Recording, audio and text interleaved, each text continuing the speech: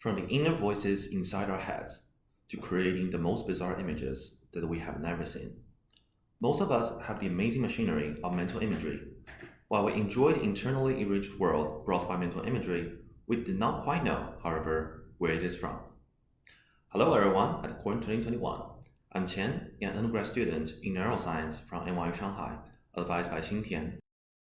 Today I'm presenting you our latest neuroscientific study on the two sources of mental imagery, exemplified in the auditory domain. Many neuroscientific studies have focused on the similarity between imagery and perception in terms of neural substrates. However, few studies have aimed to elucidate the functional source of perceptual representations generated by mental imagery. While some have shown that memory could be the top-down source, we nevertheless think it is not the only one. Apart from remembering something, some forms of mental imagery, such as inner speech, could be motor rather than memory dependent. We thus hypothesize that mental imagery can originate from both motor and memory systems. In the motor case, motor imagery, such as imagined tapping or imagined speaking, could sequentially generate perceptual imagery that corresponds to the consequences of the simulated movement. To verify this hypothesis of two-stream imagination, we combined functional MRI recordings with a novel paradigm. We showed human participants videos of some moving objects. The participants were pre-familiarized with the videos so that they knew what sounds were in the original video. For example, the basketball video is shown here.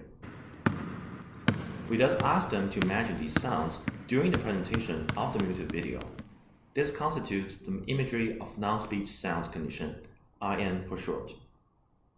In the next block, we played the same set of muted videos, but replaced the mosaics at the center with Chinese characters that describe the video. The characters shown here mean a basketball is bouncing. We asked the participants to imagine saying these characters during video presentation. We refer to this condition as imagery of speech, IS for short. We found that both IS and IN elicited neural responses in the inferoparietal, parietal, and supratemporal regions, including the superior temporal gyri and the supramarginal gyri. These regions have been widely reported to hold abstract somatosensory and auditory representations. So we reconfirmed that mental imagery recruits similar sensory regions as perception does. After examining commonalities between the two types of imagery in perceptual activations, we then went on to examine where they induced different neural responses. We found that imagery of speech evoked strong activities in the frontal motor areas, including the premotor cortex, pre-supplementary motor area, and the inferior frontal gyrus, area 45. On the other hand, imagery of non-speech sounds highlighted a distributed memory system, including the prefrontal cortex, superior parietal lobe, superior frontal gyrus, and hippocampus. These results are already quite convincing since we found similar perceptual representations in the auditory cortices, while the motor and memory systems were differentially active during the two types of imagery. However, we also want to know whether the increased activity in motor or memory systems are causally inducing auditory activations.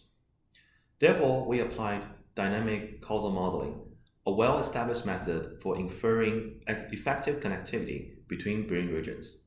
To cut a long story short, we selected motor, memory, and auditory regions of interest based on the univariate analyses above, and asked which connections among these areas is modulated by a type of imagery.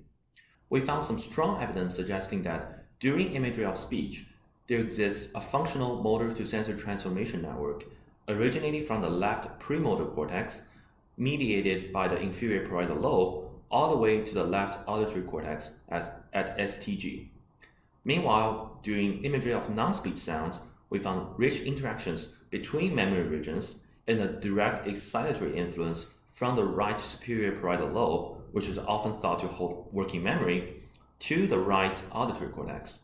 This is consistent with a previous fMRI study by Dijkstra and colleagues, where they similarly found SPL's contribution to memory-based visual imagery.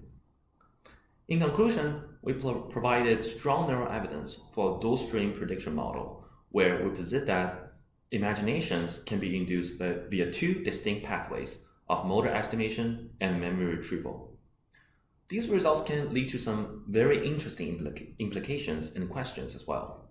I personally think that the importance of motor based sensory imagination is underestimated in both cognitive neuroscience and philosophy.